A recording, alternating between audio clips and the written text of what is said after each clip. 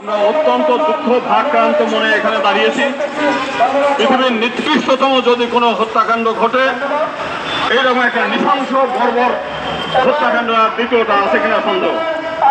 তাকে মিথ্যা অজুহাতে একটা অফিসে থাকা অবস্থায় প্রশাসনের উপস্থিতিতে সেখান থেকে জোর করে টেনে হিসে তাকে পিটিয়ে আধামরা করে এরপরে সেখান থেকে টেনে হিসে দীর্ঘ 1 কিলোমিটার রাস্তা দিয়ে টেনে হেসে নিয়ে রাস্তার মাঝখানে সেই একটা গাছের সঙ্গে ঝুলিয়ে তাকে আগুন দিয়ে জ্বালিয়ে হত্যা করা হয়েছে। এইরকম একটা নৃশংসতম হত্যাকাণ্ড পৃথিবীর ইতিহাসে আর দ্বিতীয় আছে কিনা আমরা সন্দেহ। আমরা জানালেই আমরা শেষ হয় না, এটার একটা দৃষ্টান্তমূলক আমরা শাস্তি দাবি করছি। আমরা চাই যে দীপু দাসকে যেভাবে হত্যা করা হয়েছে, অন্য যারা অপরাধী যারা তাদেরকে করেছে তাদেরও সেম আমরা শাস্তি চাই। আমরা তাদের মৃত্যুদণ্ড চাই এবং তাদের প্রকাশ্য ফাঁসি কাছে ঝুলিয়ে হত্যাকাণ্ড করতে হবে, যাতে ফাঁসি কিনতে হবে, মৃত্যুদণ্ড কার্যকর করতে হবে, যাতে করে এরপরে দ্বিতীয়বার এইরকম কোনো ঘটনা আর বাংলাদেশে না ঘটে। আমরা দেখতে পাচ্ছি যে সারা দেশেই বিভিন্ন জায়গায় মাপ সৃষ্টি করছে। গতকালও পাংশাতে একটা ঘটনা, আমরা রাজবাড়ী জেলার পাংশাতে একটি ছেলেকে ওইরকম পিটিয়ে হত্যা করা হয়েছে। আমরা সরকার এই মদকারীদের দমন করতে ব্যর্থ হয়েছে। যদিও কিছু আসামি ধরেছে, সরকার কিছু আসামিকে ধরতে পারছে এবং যারা এই মদ সৃষ্টিকারী তার মধ্যে এক বিক্ষোভকারীকেও ধরেছে, সেজন্য আমরা সরকারকে ধন্যবাদ জানাই। কিন্তু একই সঙ্গে সকল আসামি যারা এই সঙ্গে সকল আসামি আছে সবাইকে ধরতে হবে, সবাইকে গ্রেপ্তার করতে হবে, সবাইকে শাস্তি বিধান করতে হবে। এবং এইটা আমরা চেয়েছি একটা দ্রুত বিচার ট্রাইব্যুনালে এটা নিয়ে ওই সময় ক্ষেপণ করলে এক সময় এই আসামিরা ছাড়া পেয়ে যাবে। সেই জন্য আমরা চাই এটা যেহেতু প্রকাশ্য ঘটনা, এর সাক্ষী প্রমাণ মোবাইলের ভিডিওতে রয়েছে, অতএব এটার জন্য দীর্ঘ সময় অপেক্ষা করার দরকার নেই। এটা অল্প সময়ের মধ্যে অন্তত 1-2-3 মাসের মধ্যে এই সাক্ষী নিয়ে দ্রুত বিচার ট্রাইব্যুনালে তাদের বিচার করে শাস্তি বিধান করতে প্রকাশ করছি এবং আমরা তাদেরকে শুভেচ্ছা জানাচ্ছি। আমরা চাই যে সবসময় রবিদাস কল্যাণ সমিতি যেন প্রতিটি অন্যায়ের বিরুদ্ধে প্রতিরোধ করে তুলতে হয়, প্রতিবাদ জানাতে হবে। চট্টগ্রামবাসী এবং অন্যান্য যারা আসছেন তাদেরকে বাংলাদেশ জাতীয় হিন্দু মহাজোটের পক্ষ থেকে সুস্বাগত। আজকে যারা আসছেন অত্যন্ত ভারাক্রান্ত হবে, তাদের কাছে অনুরোধ করছি, দীপু দাস আমাদের প্রিয়, আমাদের সম্প্রদায়ের তাকে নির্মম হত্যা করা হয়েছে। যে হত্যা মানব জাতিকে কলঙ্কিত করেছে এবং এই কলঙ্ক কখনো বাংলাদেশ থেকে আর বলতে যাবে না। আপনাদের সহযোগ্য, আপনাদের অনুপ্রাণিত এবং আপনাদের সকলের সহযোগিতার মাধ্যমে এই বিচারের জন্য বাংলাদেশ সরকারের কাছে প্রার্থনা করছি। আপনারাও জানেন প্রতিবাদ না করলে যেমন ফল পাওয়া যায় না, আপনারা সচ্চারণ দেশের জন্য সংগ্রাম করুন এবং আমাদের এই দীপু দাসকে হত্যার বিচারের জন্য সচ্চারণ আপনার যেখানে যে পাবেন আপনারা সংগ্রামত হলেন, প্রতিবাদ করবেন। প্রতিবাদ ছাড়া দেশকে আমরা টিকে রাখতে পারবো না। এদেশে আমাদের সংখ্যালঘুদের ধর্ম করতে হলে, কাজ করতে হলে সকলকে একতাবদ্ধ হতে হবে। একতা ছাড়া এই দেশ চলবে না। সকলের আসার জন্য ধন্যবাদ জানাচ্ছি, আপনাদের সুস্বাস্থ্য কামনা করছি এবং প্রতিবাদে অংশগ্রহণ করার জন্য আমি চিরকৃতজ্ঞ। এবং এইভাবে সমস্ত দেশকে উজ্জীবিত করে দীপু দাসের মতো মানবজল খারাপ ঘটনা ঘটবে, তার প্রতিবাদ করে যারা সত্য হবে এবং অনুপ্রাণিত হবে। বাংলাদেশের বিভিন্ন জায়গায় যে অত্যাচার আছে, চট্টগ্রামে আগুনগুলো ভরপুর হয়েছে, বিভিন্ন জায়গায় প্রতিবাদ চলছে। শুধু বাংলাদেশে না, লন্ডনের মধ্যে প্রতিবাদ হচ্ছে। আমরা কেন বাংলাদেশে থাকবো? প্রত্যেকটা হিন্দু সচেতন ঘর থেকে বেরিয়ে আসুন, প্রতিবাদ করুন এবং সত্যের আদর তুলুন। আমরা ন্যায় বিচার চাই, এদেশে আমাদের বসবাস করার সুযোগ দিতে হবে। আমরা দেখে বিরোধী আমাদের জায়গা পাইনি, ঘর বাড়ি সব নিয়ে গেছে। আমরা কেন বসে থাকবো? আপনারা বসে থাকবেন না, মতামত থাকবেন না, হিংসা করবেন না।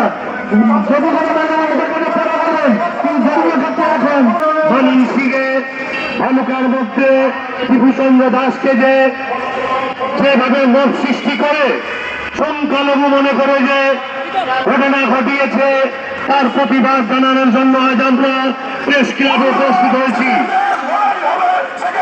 বাংলাদেশ রবিদাস কল্যাণ ঐক্য পরিষদের পক্ষ থেকে আমাদের এখানে উপস্থিত যারা আছেন সকল নেতৃবৃন্দ এবং উপদেষ্টাদেরকে আমি অভিনন্দন জানাই এবং আমার বাংলাদেশ সরকারের কাছে প্রশ্ন রয়েছে এবং বাংলাদেশের জনগণের কাছে প্রশ্ন রয়েছে। যখন বাংলাদেশ 71 সালে যখন স্বাধীন হয়েছিল তখন কি কেউ মনে করেছিল যে কোনো সংখ্যালঘু যুদ্ধ করবে না, কোনো মুসলমান যুদ্ধ করবে না, কোনো খ্রিস্টান যুদ্ধ করবে না? আমরা এই বাংলাদেশকে স্বাধীন করার জন্য সকল ধর্মের মানুষ এই যুদ্ধেতে ঝাঁপিয়ে পড়েছিলাম। কেন ঝাঁপিয়ে পড়েছিলাম? পাকিস্তান থেকে এই বাংলাদেশকে স্বাধীন করে আমরা সকল ধর্মের মানুষ বাংলাদেশ সৃষ্টি করে শান্তিতে বসবাস করব। কিন্তু দুঃখের বিষয় আজ এই প্রাণের বাংলাদেশ বাস্তব করার সম্মুখ হয়েও আজ আমাদের এই বাংলাদেশে সংখ্যালঘুদের কোনো শান্তি নেই, কোনো শান্তি নেই। আজ আমরা রাস্তাতে কেন দাঁড়াবো? সংখ্যালঘুরা শান্তির জন্য। তাই আমি বাংলাদেশ সরকারকে বলতে চাই যে আপনারা বাংলাদেশের সংবিধানকে আরো শক্তিশালী করে এই সংখ্যালঘু নির্যাতনকে আপনারা বাঁচান। কেননা বাংলাদেশে যখনই কোনো সংখ্যালঘু ভালো কিছু কাজ করতে যায় তাদেরকে একটা না একটা বাহানা তাল বাহানা করে তাদেরকে পিটিয়ে হত্যা করা হয়। এটা খুবই দুঃখের বিষয়। আমি আরো বলতে চাই, এই আজ বিপ্লবী দাস সে যখন শুধু বিপ্লবী দাসকে বাংলাদেশের সকল পুরুষ মহিলা যারা চাকরিতে বের হন, চাকরিতে বের হয়ে তখন তাদের পরিবারের মা বাবা ভাই বোন সবাই অপেক্ষায় থাকেন যে আমার ছেলে, আমার ভাই, আমার স্বামী চাকরিতে গেছেন, সে সুস্থভাবে বাসায় ফিরবেন। কিন্তু যদি সেই মুহূর্তে যদি সেই ভাই ছেলে বোন যদি সেই ছেলে যদি মৃত্যুর খবর পায় বাসায়, তাহলে এই দুঃখ আর কিছু নেই। তাই আমি জনগণের কাছে বলতে চাই, সারা বাংলাদেশের জনগণের বলতে চাই যে ভাই যা হয়েছে হয়েছে, আমরা আর সামনে থেকে কোনো মায়ের বুক খালি হতে দেব না, আমরা কোনো স্বামী কোনো স্ত্রী সংসার খালি হতে দেব না। আমি চাই আমরা সবাই আজ এখানে দাঁড়িয়েছি যেন এই বাংলাদেশে আমরা সকল হিন্দু মুসলমান খ্রিস্টান বৌদ্ধ খ্রিস্টান সবাই মিলে যেন আমরা সুন্দর রূপে বসবাস করি এই বাংলাদেশে। কেন এত সুন্দর বাংলাদেশ, এত মায়াবী বাংলাদেশ, কেন এই ঘটন ঘটবে? কেন এই ধরনের সংখ্যালঘুদেরকে বারবার মারা হবে? আমি এটা দুঃখ প্রকাশ করি। সংগ্রামী ভাই ও বোনেরা, আমরা এখানে উপস্থিত হয়েছি মনের কষ্টে।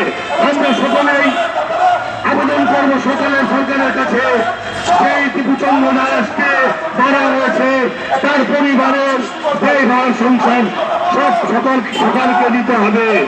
সরকারকে আমি অনুরোধ জানাই, যে টিপু দাস মারা গেছে সেই টিপু দাসের সংসারে কেউ ছিল না, এখন উপার্জনকারী কেউ নেই।